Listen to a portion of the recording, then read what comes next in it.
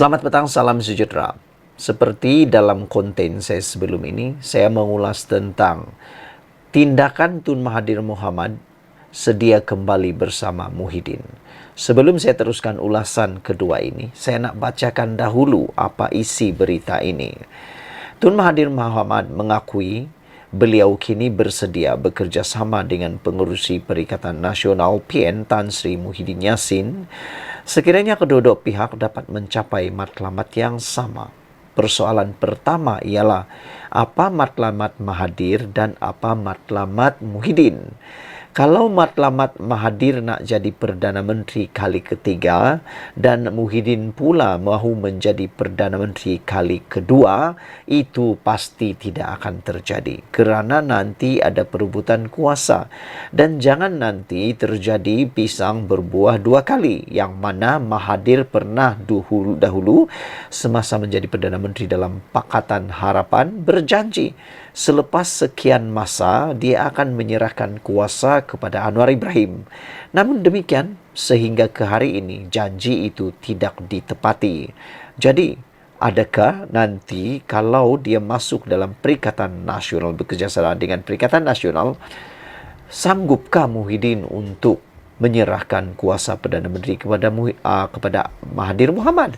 Ataupun sanggupkah Mahathir Mohamad hanya menjadi ahli biasa dalam Perikatan Nasional? Mahathir, saya fikir dia tak biasa menjadi ahli biasa. Dalam mana-mana gabungan, dia biasa paling kurang menjadi penasihat, menjadi ketua dalam mana-mana pergerakan. Jadi tak tahulah apa matlamat yang boleh menyamakan Mahathir dan Muhyiddin ini. Hanya satu matlamat yang saya fikir mungkin sama mereka miliki, mahu menjadi Perdana Menteri sekali lagi. Mungkin itu. Kenyataan terbaru beliau itu sekaligus membayangkan kedua-dua bekas Perdana Menteri berkenan berkemungkinan boleh kembali duduk semeja selepas bermusuhan selama lebih 3 tahun. Menariknya tentang Muhyiddin dan Mahathir ini ialah kedua-dua mereka pernah menjadi Perdana Menteri. Yang satu pernah jadi Perdana Menteri sebanyak 2 kali. Yang satu pula pernah menjadi Perdana Menteri sebanyak 1 kali. Jadi siapa yang akan menambah jumlah kali ini? Siapa yang akan menang? Adakah Mahathir jadi 3 atau Muhyiddin jadi 2? Tak tahulah. Anda boleh tolong tulis dalam ruangan komen ataupun kata Zahid Hamidi hanya satu igawan semata-mata yang tak akan dapat dicapai sehingga ke hari kiamat.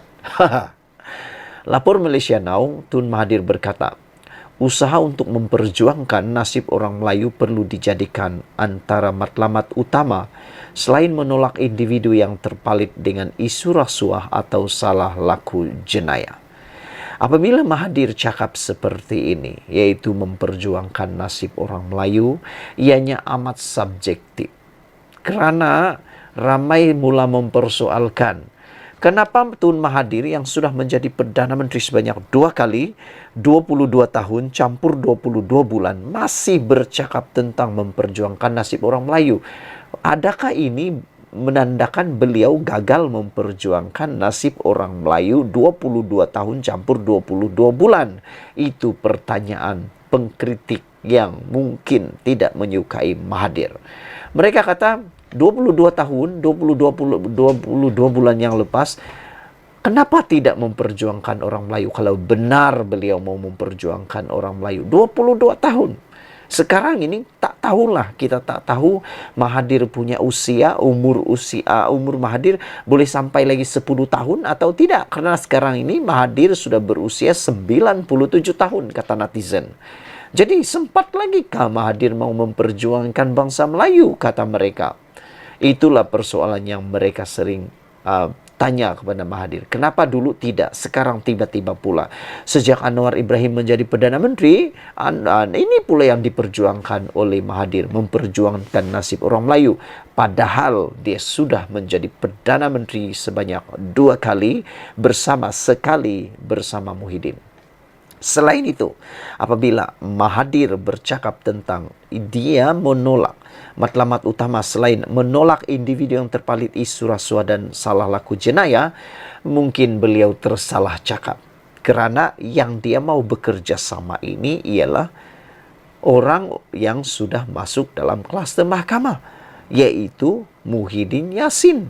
Kalau dia mau cakap tentang Zahid kah, tentang UMNO kah, tentang siapa-siapa yang masuk dalam kes mahkamah, dia mungkin boleh merujuk mereka, tetapi dia harus ingat bahawa yang dia mau bekerja sama yaitu Muhyiddin Yassin juga sudah masuk dalam kluster mahkamah kerana telah didakwa di mahkamah berkaitan dengan kes salah laku penyelewengan ataupun salah guna kuasa ataupun rasuah jana wibawa.